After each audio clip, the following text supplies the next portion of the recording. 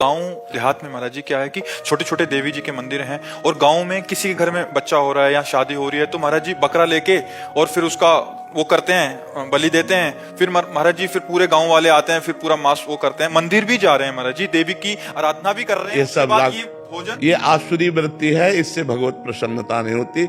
हम सबको ये बताना चाहते हैं, जगदम्बा को जगत जननी कहते हो तो बकरे की भी माँ है, जगत जननी है ना। माँ अपने पुत्र की बलि से प्रसन्न कैसे हो सकती है, हमें तो नहीं समझ में आता। और जब वो जगत जननी है तो बकरे की भी माँ है, वो भैंसे की भी माँ है, वो गाय की भी माँ है। वो माँ जो जगत माता है वो अपने पुत्रों की बलि से प्रसन्न कैसे हो सकती है। अगर वो प्रसन्न होती तो तुम्हारा मंगल हो जाता। किसका मंगल हुआ बकरे की बलि चढ़ाकर, हमें बताओ। देवी अप्रसन्न हो जाएंगी अगर नहीं किया ऐसा, तो महाराज जी ये भी माने। और अगर वो अपने स्वरूप में आ जाए तो सबको चाट जाए उनको।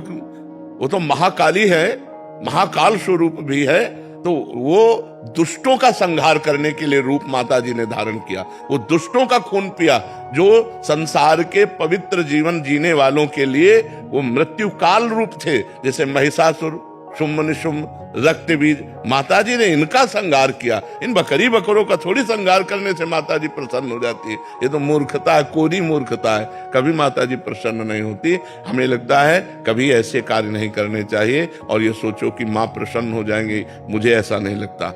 माँ ऐसे नहीं, कुपुत्र हो जाए थे क्वचितम कुमाता न भवति। माता जी तो तब प्रसन्न होंगी जब सब पर दया करने लगो, सबको सुख पहुंचाओ, नाम जप करो, अच्छे आचरण करो, तो जगदम्बा प्रसन्न हो जाएगी। अगर फिर से उनको प्रसन्न करना है महाराज जी, और ये प्रथा चली है, और जैसे किसी के घर में पुत्र, देखो शास्त्र में विधान है, नारियल की बलि, नींबू की बलि, इनकी बलि सात्विक बलि दे। आप कच्चा नारियल की बलि दे सकते हैं, तो ये भी बलि तो मानी जाती है। ये सब मनमानी आचरण है, इससे देवी प्रसन्न नहीं होती है। और देवी को रक्त चाहिए तो चराचर जीवों के हृदय में देवी विराज। देवी प्रपन्नार्थ हरे प्रसीद प्रसीद मातर जगतोखिलस्य प्रसीद विश्वेश्वरी पाहि विश्वम त्वमीश्वरी देवी चराचरस्य। त्वमीश्वरी देवी चराचरस्य, वो चराचर की ईश्वरी है। उनको किसी के खून की जरूरत है, माँ को किसी के खून की जरूरत है। अरे माँ तो अपने खून को दूध बनाकर अपने बच्चों का पालन करती है।